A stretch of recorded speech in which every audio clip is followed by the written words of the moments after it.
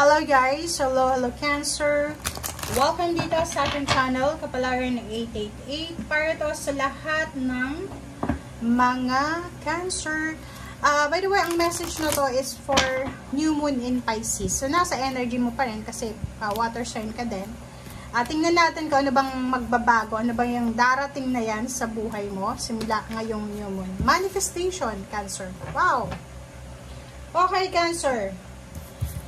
First card mo dito is Magic. Okay? Manifestation. Kung ano daw ang hinahanap mo, hinahanap ka rin.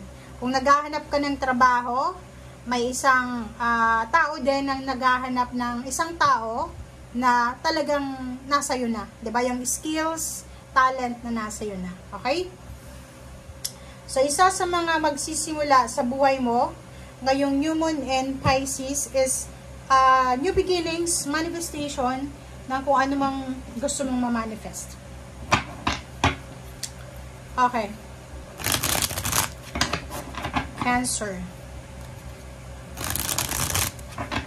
Tingnan natin ang message mo.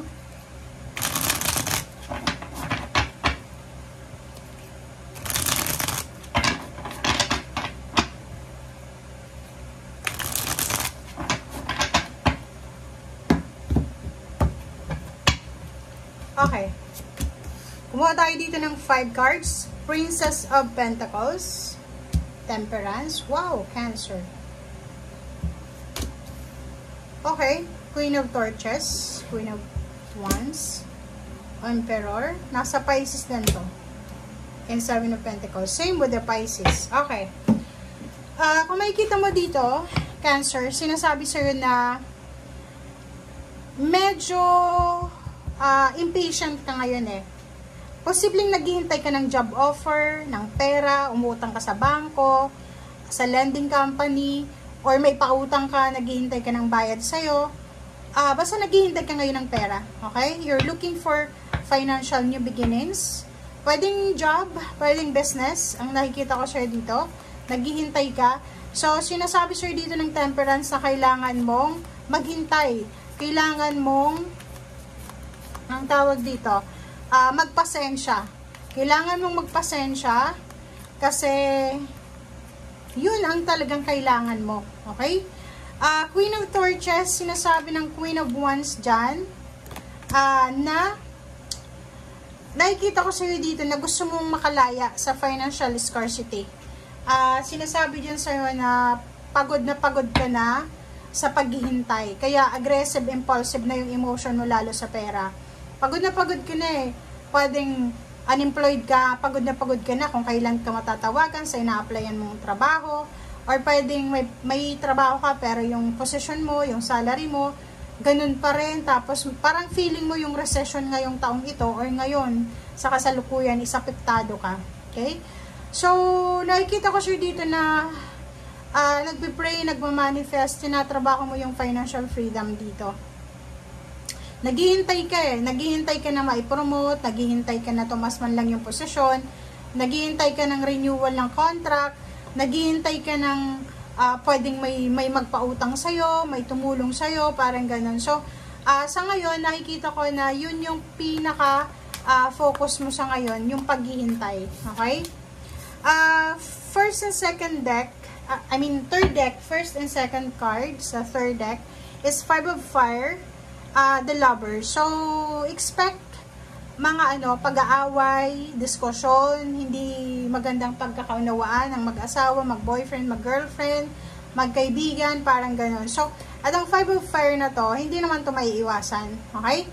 Pwedeng mag-asawa to, pwedeng ikaw Cancer, asawa mo din Cancer, or posibleng iba yung asawa mo, iba yung zodiac sign ng karelasyon mo, posibleng mag-aaway ang magkarelasyon dahil sa problema sa pera.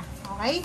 So, ito yung pwedeng rason kung bakit mag-aaway yung mag-asawa, mag-boyfriend, girlfriend dahil sa pera. Tingnan mo. Diba? Nakikita mo ba, Cancer? Ito, 5 of Air, 5 of Swords. Nakikita ko sa'yo dito na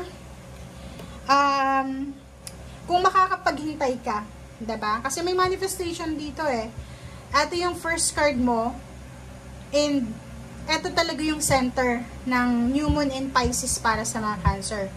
Ang problema lang, medyo ano ka na medyo nervyoso ka na, takot ka na na parang iniisip mo, okay, kung wala akong gagawing aksyon ngayon, anong mangyayari sa pamilya ko, sa sarili ko next month, parang ganon. So, kung makikita mo dito, sa gabi, nag-iisip ka,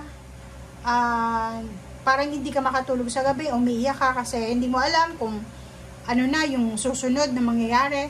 But 8 of Fire, sinasabi sa'yo na if makakapaghintay ka pa ng konting panahon, isang mabilis na trabaho, isang mabilis na balita, good news, ang posibleng darating sa'yo, na pwedeng magdala sa'yo ng bagong kontrata, good karma, salary increase, higher position, and kung makikita mo dito sa justice na to, ang justice na yan, hawak yan ng mga angels mo.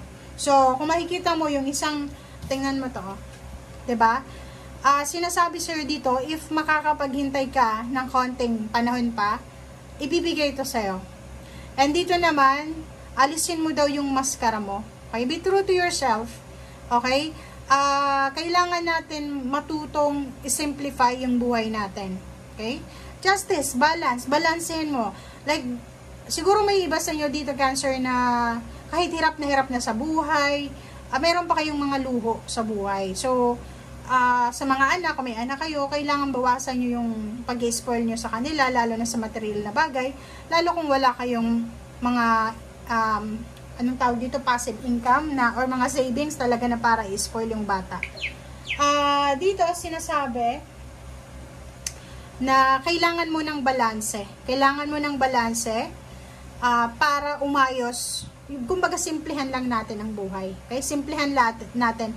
Take off your mask, take off your expectation. Alisin mo yan Kasi, pag masyado tayo, halimbawa, yung sweldo mo, nasa 10,000 lang, tapos yung expenses mo, nasa 20,000, kasi ayaw mong, parang, isipin mo, ayoko yung anak ko na parang, ang damit niya, luma sa school, ganyan-ganito. So, pag ganun yung mindset mo, talagang mahihirapan ka na balansehin yung pera, balansehin yung pamilya. So, dito sinasabi na kailangan mong maging mapasensya, kailangan natin na maghintay, matuto tayong maghintay, iwasan natin yung sobrang paggastos nang wala naman tayong funds. Okay?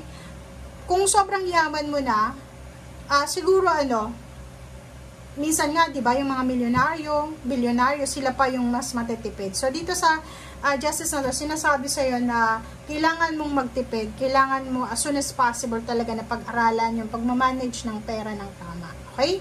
Thank you guys. Bye!